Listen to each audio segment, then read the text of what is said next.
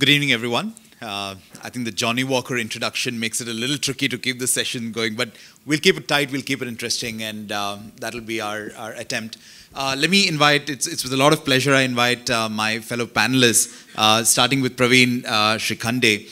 A lot of you, I'm sure, know Praveen. He's the Chief Digital Officer at Aditya Birla Fashion Retail, a veteran in this industry. And I think I'm most excited to hear about how he manages 15 different brands and very, very successful brands catering to very different consumer segments across India. So welcome, Praveen.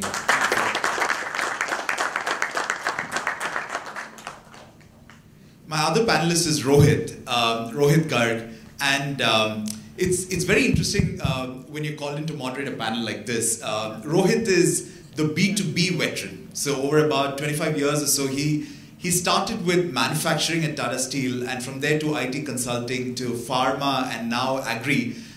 He's a veteran in the B2B space especially, and it'll be great to hear from him how loyalty and consumer engagement actually happens in the B2B space. Welcome.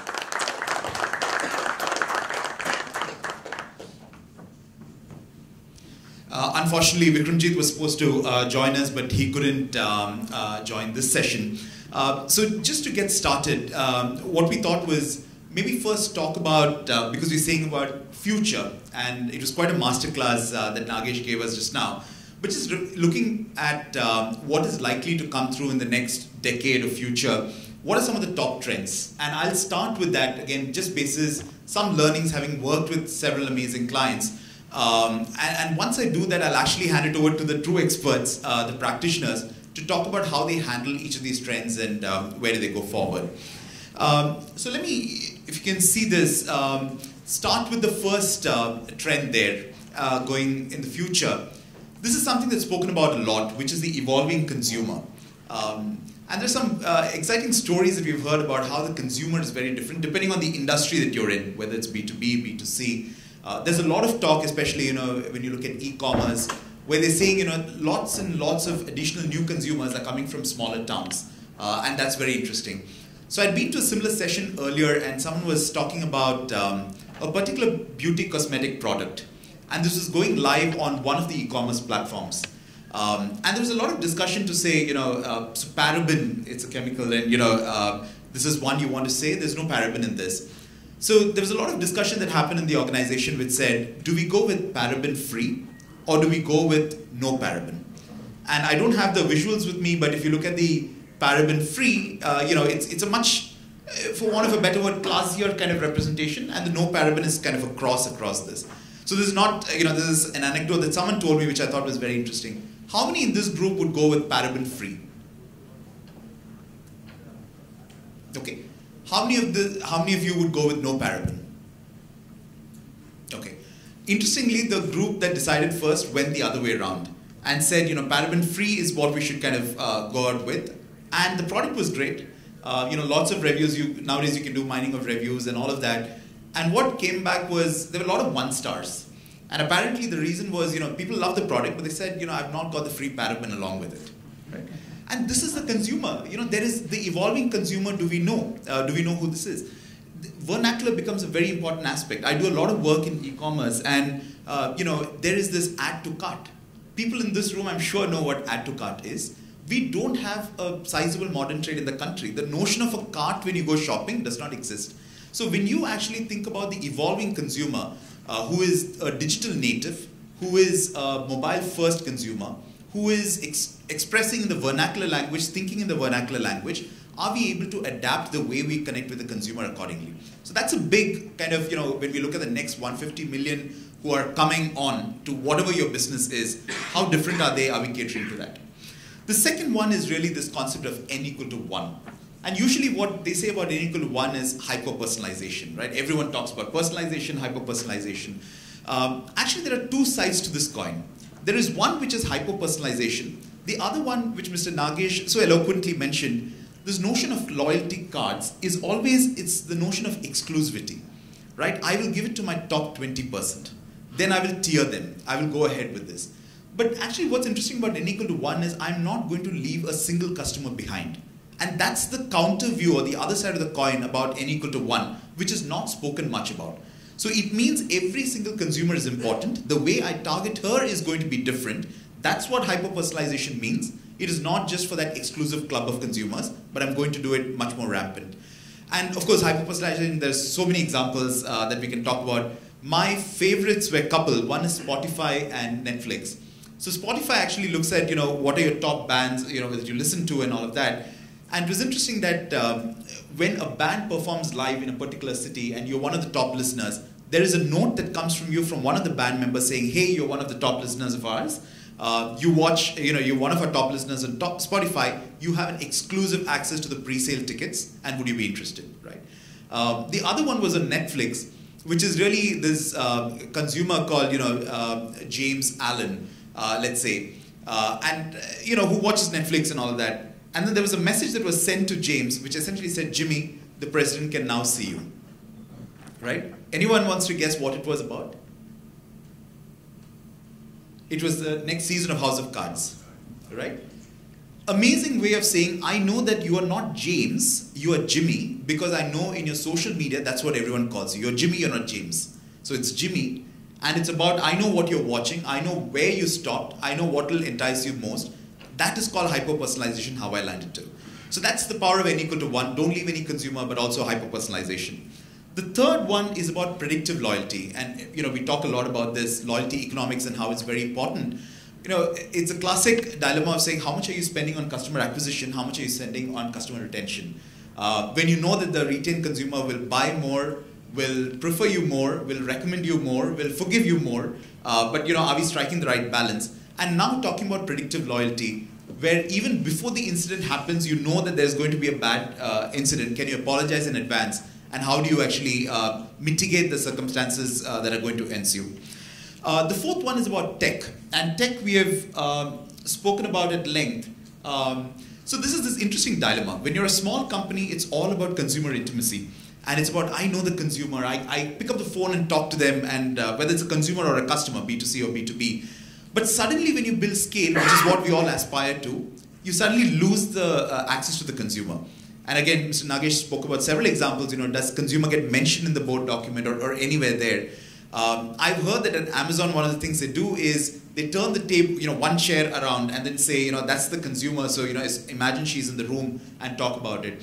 But the most important thing is technology is a phenomenal tool which will actually help us still maintain the consumer intimacy at scale. Right? And there are so many versions of technology, AI, ML, bots, and so many different ways to connect. What's interesting is with 5G also coming in, it's going to be interesting because all of this today, which are experiments, will become a lot more kind of scale, and that'll be an interesting way to see how it's going to play out. The other one is one of my favorites, which is the said and the unsaid. Earlier it was, again, you're a consumer, and again, I'm going to quote Mr. Nagesh's example, that lady who came with her husband, that lady who came with her family, she came alone, and different instances. So there is one which is, okay, so-and-so customer, today with all the data, we are saying we know what they're doing. Second is mapping to the shopping mission or the shopping occasion. Who are you coming with? Why are you coming? And how do I kind of treat you differently? There is a third now where a lot of research is happening around what is the emotion of the consumer and what state is she in at that point of time. So there are lots of examples, again, research projects that are going on, basis your nasal tones, basis how you're looking, are you frowning, are you not doing, what is the right messaging that I can actually give to you? Now, there is a side of privacy and, how do you kind of think about that? But increasingly what we're seeing is consumers, as long as the data is, is handled appropriately, is willing to give or tell you more about him or her so that you can make it much more personalized and customized. So this notion of the unsaid and how do you learn from that is going to be a big thing to watch out for when we talk about the future. The third thing is really the 3 E's of ecosystems, engagement, and experience. So we initially it was all about single channel, right? It's either online, it's in the store, or it's one single channel. From there it became multi-channel. That's not yet omni-channel, but it's multi-channel, right? Two different, they don't talk to each other. The third is around omni-channel, which is seamless across the two. How can you do that? But the next version 4 of that is really around ecosystems, right? Now we're talking about increasing partnerships. Loyalty is not something that only for my brand across offline and online I'll offer you. But now you have Flipkart Plus, which is an amazing kind of program which is there for loyalty, where they're able to give you multiple offers and the consumer decides what she wants to pick. And it's fascinating, some people want a gift voucher, some people want to book flight tickets, some people want Hotstar subscription at a lower rate. You are empowering the consumer to take the decision, and it's an ecosystem, and you're managing the consumer experience not just across your brand, multiple channels, but across the lot. And that becomes an important angle around ecosystems. Loyalty points are no longer going to be, we feel, they're going to be very trite. And what are experiences are going to be more and more important, and how is that going to come again going forward? And the last one with which I'll stop is really about, the core of it is ultimately product and purpose, right? And we should not forget that. The fundamentals of all of this, of course, whether it's a product or a service, and the purpose, which becomes increasingly related to the first point. Gen Z is very, very, very curious and intrigued about what does a brand stand for and what's the purpose of what you are doing, being socially responsible and all of that. And it's important for brands to also communicate that effectively as they're trying to engage with the consumers. So, this is, I'm going to stop with this, but really, 7 trends, if you will, as we're looking into the next 5 years, decade or so, on interesting aspects of how this space of consumer engagement is going to potentially kind of transform, and how do we actually play to all of that. And for that, I'll reach out to the practitioners, both Rohit and Praveen, and try and understand more from you on what do we do with all of these, right? So if I just start, these are 7 that we've put here. Praveen, I'll start with you. When you look at the next decade in your industry, what's the most fascinating kind of future trends, consumer trends that intrigue you and you're very keen to kind of look forward to? Can you hear me? Before I get started, just to introduce myself, how many of you know what is Aditya Birla Fashion Retail? Do people know? Fair. Okay, so I think we are known more by our brands than this name. So the brands, which probably most of you would know, are brands like Louis Philippe, Van Heusen, Peter England, Alan Solly, Pantaloons, Forever 21, recently acquired Jaipur, and so a variety of brands. And I think you were asking me earlier as to how we manage that. And again, the different brands stand for different things, and different market segments. The consumers are different profiles, different target groups. So how we look at the future is, it's not I would not say that it's a very one standard outlook, because we look at everything from the lens of the brand. Because a brand which is for a brand like Forever 21, which is for the tween girl, woman customer, how the thinking of that for the future has to be very different from a brand like Pantaloons, which is value fashion, it's for the family. So how we look at the future for both these brands, or for a menswear brand like Louis Philippe, is completely different. But the trends that you highlight, obviously those are trends that matter. The key trends that we worry about clearly is the changing nature of the shopping habits of millennials and then Gen Z, right?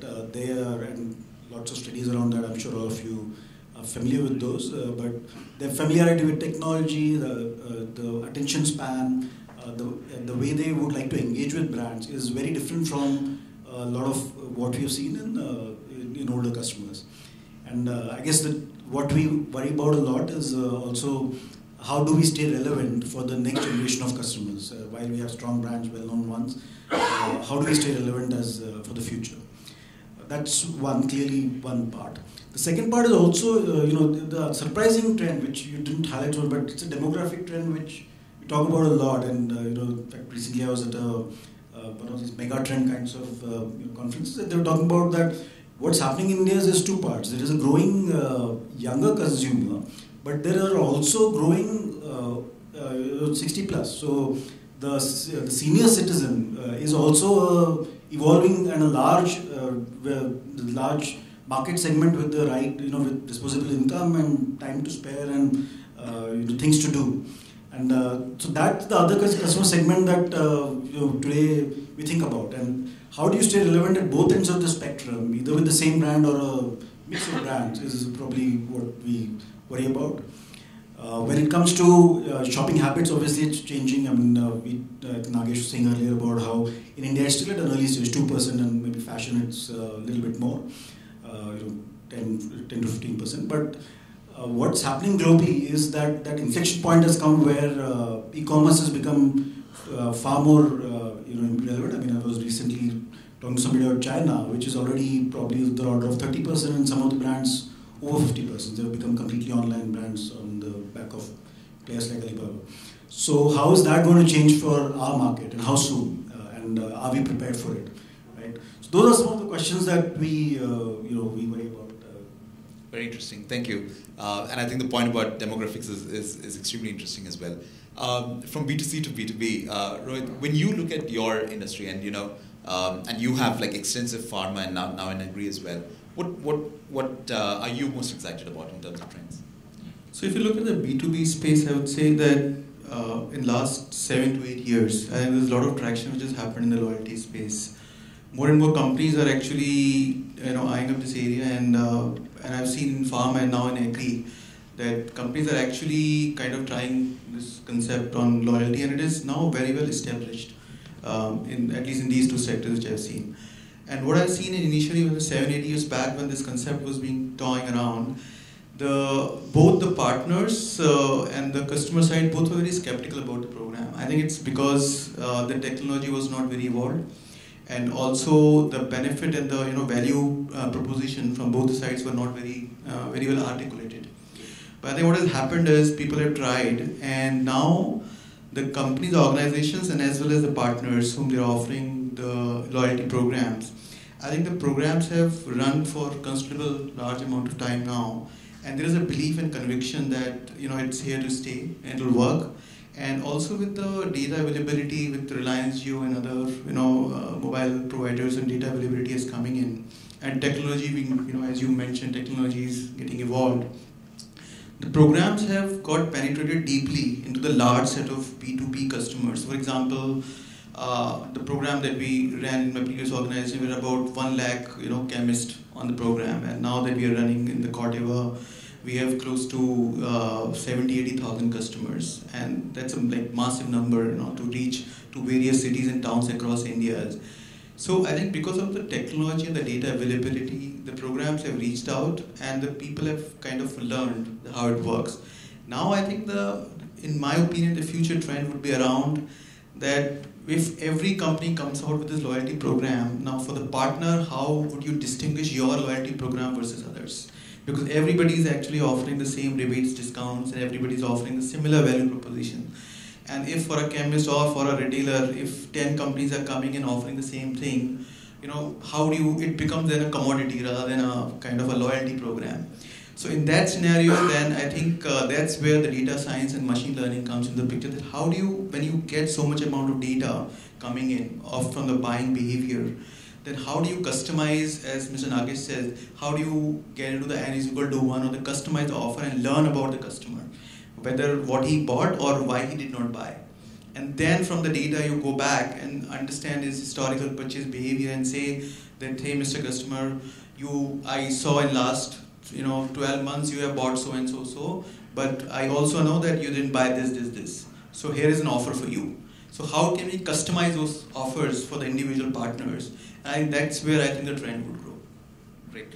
Praveen, back to you about, again, very intrigued about the multiple brands and how do you do it. So we talk about, and we spoke about this earlier, about how India is very diverse and all of that. But even within that, when you look at across all your brands, whether it's a Pantaloons, whether it's any of your EBOs for some of the larger brands, they have very different loyalty requirements and how do you do. So from your experience, if you could talk about how loyalty is very different, how do you manage that across different consumer segments, different parts of India?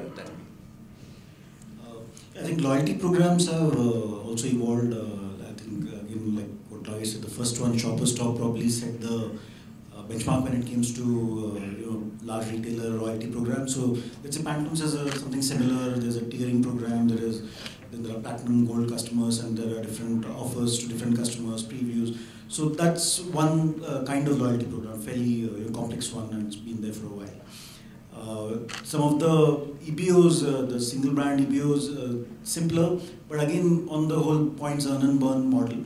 But what we find is that let's say the propensity of customers to use their loyalty points in a format like Pantaloons is far higher than in a EBO.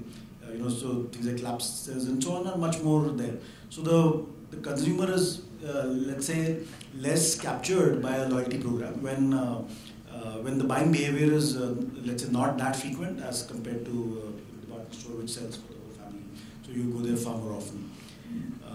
Move towards a completely different segment, like let's say Forever 21, we don't have a loyalty program, and again there that's catering to a generation which is probably far more interested in the product and the experience and the then and there, rather than so much about a loyalty program where you build points and then use them and so on. So brands have felt that that's not necessarily the model, and the approach has to be completely different. It has to be about how we engage customers and how we position specific products which will work for specific consumers. That's far more important rather than looking at a traditional loyalty program. And so which is probably what's relevant from a millennial Gen Z perspective. So that's how the loyalty programs change. And how this will play out going forward, I think things will get simpler. This whole model that we have today may not necessarily be the best model, and I'm sure Anish has some views on that. But I think loyalty programs will tend to get simpler as the market evolves, and as the consumer gets younger and more looking at things then and there rather than looking at building a long-term loyalty program. And also, while we are on that topic, so it is across how it's different, but even within like a Pantaloons, you're talking about hyper-personalization, right? So for a brand, there's so much you can do. And there's some interesting experiments you've run, and if you could just share some insights from there. Yeah, I think you also mentioned about analytics. So today, any kind of, basically, running analytics on customer data has become table stakes. So almost everybody has large customer base who would run analytics, and in business like retail, it's it's sort of the basic thing that you need to start doing, and we do that as well. It is so we are capturing transactions. Obviously, for offline stores is primarily transactions. We also run a NPS program. So what we call it as a mission happiness program, where we get buyer feedback as well as non-buyer feedback. So we use that. We have e-commerce, where we are, of course, in e-commerce you can capture a lot more information, shopping behavior, browsing behavior, and so on, and use that to drive personalization. So, what's the outcome that you want to drive with that? I think two things matter. One is to what extent can you personalize a communication, and that at the very basic can start by let's say communicating, identifying the customer. So rather than sending a generic message, you're personalizing it with their name, with their maybe referring to their last visit to the store, or referring to a product that they bought last time, and suggesting some of the products, or doing some kind of cross-sell, first upsell offer. So those are the kinds of personalization that you can do, and you can do it at the individual customer level, even when you're running with a large base. Like Pantaloons probably we are running with close to about a 15 million base on loyalty, and so we find that very effective. So in fact, recently we've been running this, let's say in the eastern part of the country, we're in Puja. So the offers is very personalized. It's an area where we've been there. The Pantaloons has been there for a very long time, and very loyal customer base, and making that connect by personalizing your communication and making a personalized offer. It could be just a product recommendation. It could be accompanied with a voucher. It could be mentioning something to do with their current base of loyalty points. You can think of various ways of doing it. But that we found triggers far better response as compared to a traditional, just a simple message. And the ability to do that has become a lot easier, and we do that, and we are building that capability across brands now to be able to do that effectively. Interesting. If I come to you, Rohit, and say in terms of disruptions that are there, because again in the B2B front, the retailer, in many cases your customer, what are some of the big disruptions you're seeing in terms of engaging them more and kind of getting that? B2C we hear a lot, but not so much on B2B, so if you could talk.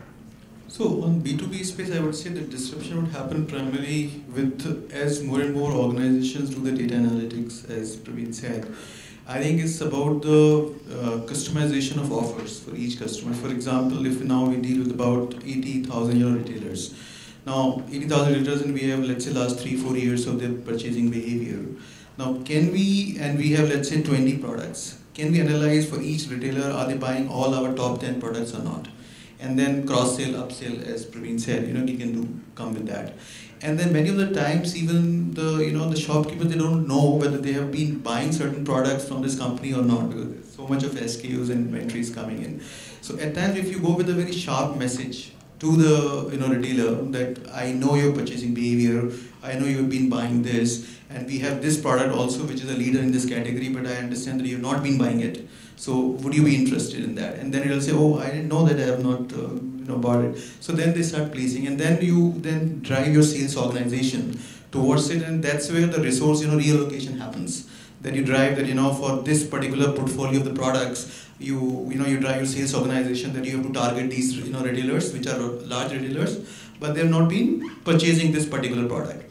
So that's, I think, one. And then with more and more technology evolution coming in, I think the reach to the retailers will become even more fast and efficient. That how you can kind of bring in more kind of rewards programs for them. For example, in talking about diversity, what we found about 3 years back when we were tying up with certain reward partners for the loyalty. Beyond a point, it becomes very jaded for them. The same rewards keep coming, and retailer says, I have bought this enough now. What is new now? You're coming up with the same kind of things. So it's actually very important that you keep bringing in more and more reward partners onto your program. And there's certain section of the society where they will prefer more FMCG kind of products. But there's certain societies where they would want more jewelry products and those kind of things. So to keep bringing in different kind of reward partners and analyze their behavior so that you keep them excited about their loyalty program. Very interesting. And I want to ask, is there really a conflict? Because we've spoken a lot about tech, AI, ML, all of these things. But ultimately, and Mr. Nagesh also mentioned about this, the customer connect is with that frontline person, whoever it is, right? How do you strike that balance? Because I was talking to Vikramjit earlier, he couldn't be here. But he gave a very interesting notion of, at ASICS, for example, how to enable seamless omni-channel, if it is not there in the store, you can place the order in the store and it gets delivered home. And there was a big conflict about the sales staff not kind of doing that because it was not gotten into their sales KRAs, for example. How do you kind of balance this, tech versus actual human? So very interesting topic. Actually, we had a lot of discussion within the organization as well. See, I think how I see is that it is not, I think, tech versus the sales staff. I think it both have to complement each other. For example, as I was telling just now before, the tech has to give the thinking to the sales organization, and they are the vehicle who will take it to the customer.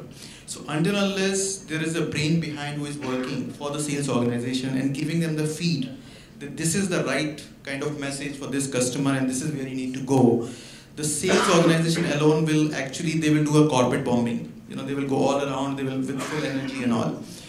And if you do just the tech and there is no sales organization, as Mr. Nagesh also said, if there is no touch point, then again you are losing your branding. So I think in my opinion, it has to be the tech with the sales force, and tech has to come to help the sales organization to effectively communicate with the customer. That's how I got it.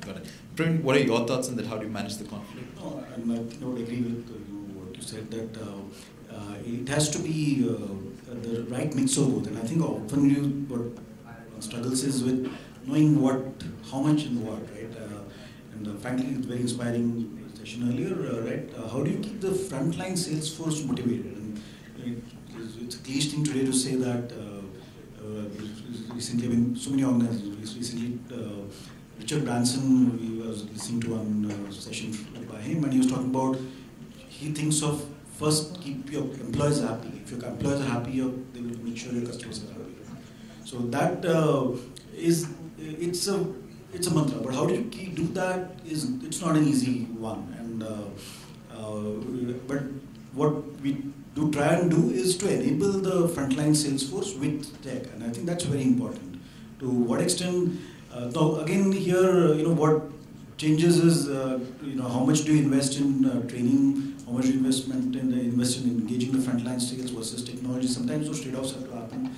And depending on again the nature of the business, large scale, large footfall business like Pantaloons, probably that personalized attention is not there, cannot be there for every customer. What we try to do is again buy the loyalty program, know who are your key customers, and try to drive that personalized engagement through various ways. In a brand like Collective that we run, which is a premium store, pretty much the staff knows each and every customer that comes shopping there. And there we keep the tech component low. It is more about enabling the store associate to know the customer. But the engagement is kept very personal. And striking that balance is very important. But I think the basic thing is to use tech to enable your staff to know your customer. Interesting. So the other thing that's often spoken about is this whole, I don't know if you call it battle or the insurgents and the incumbents, right? Which is now, thanks to digital and thanks to tech, a lot of smaller companies are able to quickly get up to market. We spoke about Birla versus the Kingfisher and how very, very interesting disruptions that are happening. How do you, as one of the leading incumbents in your space, Praveen, make sure that again, to Mr. Nagesh's point, that what's new, and how do you keep kind of making sure that you give the insurgents a run for their money? Established an incumbent has advantages and challenges, because you already have for the consumer you already stand for something, right? And it's not easy to change that perception, which is the advantage with an insurgent comes with. The advantages of scale that used to be there are no longer that relevant. Right? Earlier, scale was the thing that incumbents had on their side. So today, for the incumbents to have it in their DNA to constantly reinvent themselves to face insurgents is very important. So if insurgents are primarily moving towards e-commerce, it's very important for incumbents to also, if not take the lead, be a quick follower, right? Otherwise, they stand to lose. So in my view, that's what it is. I mean, incumbents have to make sure that they are constantly tracking what's happening in their business and staying with it, and then reacting quickly to be a follower, if not a leader in certain areas. Of course, the advantages are that because of scale, because of an established base, there are certain things you can do much better if you start early. And often the challenge is to get an organization to try out certain things, which sometimes a new startup, just does it. So, but I think today what we look at is to make sure that we are tracking and we are reacting quickly enough to stay relevant. You're talking about some interesting experiments that you're running to understand the consumer better in store. If you could just talk about. So again, see, when you look at online behavior today, you can track pretty much everything, right? You know when somebody is visiting your site or using your app, you know what they're looking at, what they are putting in their cart but not buying or liking, and so on. Many things you can do. So can you do the same thing in the store, right? I think again, Nagesh was saying earlier, 20% are buying, 80% are walking out. But in a store, you don't really know what those 80% did beyond knowing, to some extent how many were there, maybe their gender, maybe a little bit about their, how much time they spend and so on, but general information. So tech can potentially enable you to do that better. Of course, there are various ways and technologies that are there and which we've been piloting. So there's been things like, we have an app, can you use, if the app is there, can you recognize the customer using things like beacons and so on. There's a lot of talk about facial recognition, but again, you mentioned earlier, the question is, again, that trade-off between privacy and knowing your customer, to what extent do you do that? And I think we have that discussion with Anish and his team recently about it. But there are ways today to know the customer better using technology and using that to arm your store associate with that information ahead of when the customer, as soon as the customer comes. Otherwise, the only way, with the time when you need to get to know a customer in an offline world is when the customer is at the counter checking out. And by that time, it's too late to do anything at that point. At that time, the customer really wants to get the transaction done and move out. But yeah, so we are doing pilots with some of the new generation technologies. Excellent. Last question from my end before we go for Q&A. So everyone talks about loyalty, every single company kind of there. In your view, there are loyalty superstars and the rest, right? What have you seen as a secret sauce, either in your organization and even beyond the ones that you look at and say they run a great tight ship? What do you think is their secret sauce in your view?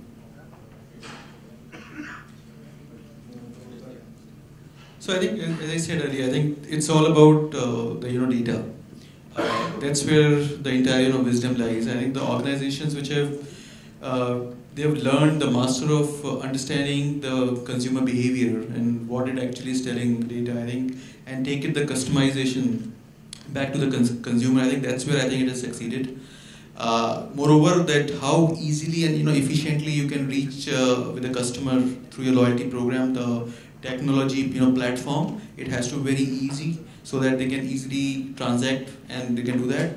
And third thing is about the bringing more and more reward partners. So just to give them the breadth of choice so that they can choose from different rewards and recognition. I think that's the third thing which is worked. So I was thinking about you asked us to what makes certain things work and certain things don't. See, it's today technology enables you to run pretty much whatever program you want, right? And partners who will do it for you, right? It's not difficult to start a program and run it. But what works, what doesn't work, right? It's really about knowing your customer, very well and constantly making sure that you are tailoring your program to what the customer needs. Otherwise, purely copying somebody else's program or you're using a particular solution or technology to roll out a program is very simple. But what differentiates is that program, does that have that heart in it, which, as now you're saying, are you loyal to your customer is really, whether that comes out of your program is what determines success. I mean, I was thinking, I did not have this answer, but I think after the previous session probably that's a good way of looking at it. So. Excellent. Thank you. I'll open it to the group for any questions to the panelists.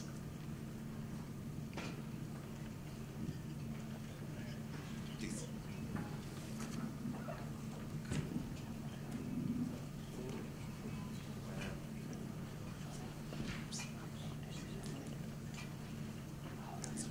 I can speak from here. Am I audible? Yeah. Yeah. So, thank you. So, there is a question, many a times we have an option that price it right and give it to the consumer or giving a great consumer service, right? And inflate the price, then give an offer, bring it down, and giving a great consumer service. So here pricing it right or inflating and giving an offer, which will bring more loyalty to the things, because we see now on online things a lot of price offers, promotion run over there, and there is a certain algorithm which kicks you up when you give some offers and all that. So in that dilemma, how should a marketeer approach? No, so I think what we try and do is, see, you have to think about your brand at the end of the day, right? What your brand stands for, and and not to dilute that in whatever the channel that you're using, right? See, earlier, I mean, this problem has always been there, right? There were department stores, so brands would sell, some cases directly, some cases through distributors, retailers, some cases through through department stores and so on. So how do you make sure that your brand doesn't get diluted when you have a multi-channel strategy? It's important to keep that consistency, because in the old world, it didn't matter so much. I mean, if you made one offer in Mumbai and a different offer in Delhi, probably customers wouldn't come to know. But today, because of online, they know. I mean, the first thing that a customer checks is, you're in the store and you will check what's the price on Amazon or Flipkart, and if it's not consistent between what you're offering at a store or a department store or through a distributor channel, right, a perception is formed, right? So if you are not consistent in your approach, and whatever that approach, so if you are premium, then you have to stay premium across channels and not worry about the fact that you may not be at the top of the ratings with Amazon. Right? Or if you're a discounter, then be a discounter so that you're consistently a discounter, and then because that's the approach that you're taking. So and that's the basic lesson, I guess, that marketing will always, marketers will always tell you that that's what you have to be. So you have to be very clear about what your brand stands for, and stick to that, irrespective of what channel you are going through. That would be my sense. So.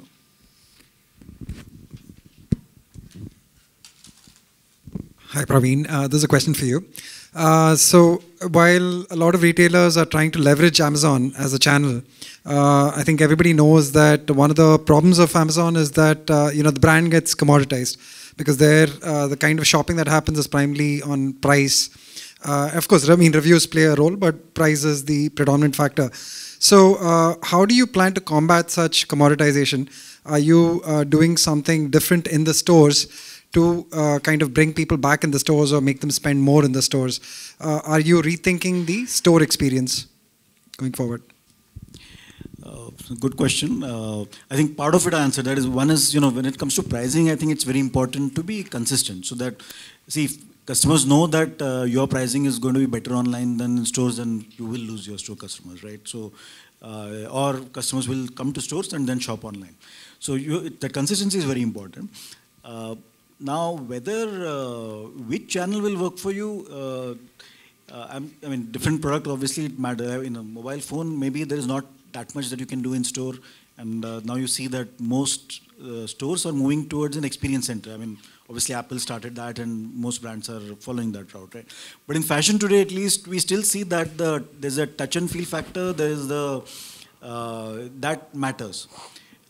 Now, again, there's that generation shift happening where the Gen Z, millennials maybe look at it more. They're far more comfortable with ordering online and then ordering 5 things, liking one and then returning the other 4. So right, that behavior is there, but that's still not. And how that plays out, there's no easy answer. But on fashion, at least we do believe that there'll always be some element of a touch and feel factor, store experience, which people will go for. And how do you keep that rich is what I think we continue to try to do.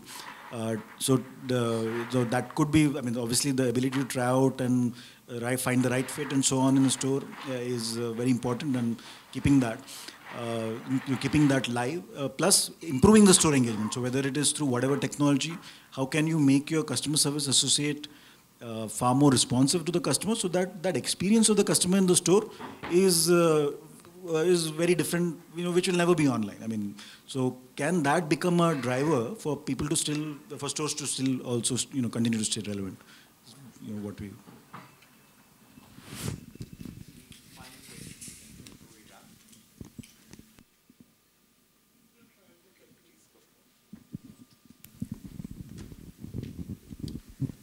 Hi, Praveen. I'm getting maybe bombarded more questions because it's more of a B2C, and I mean that's more prevailing.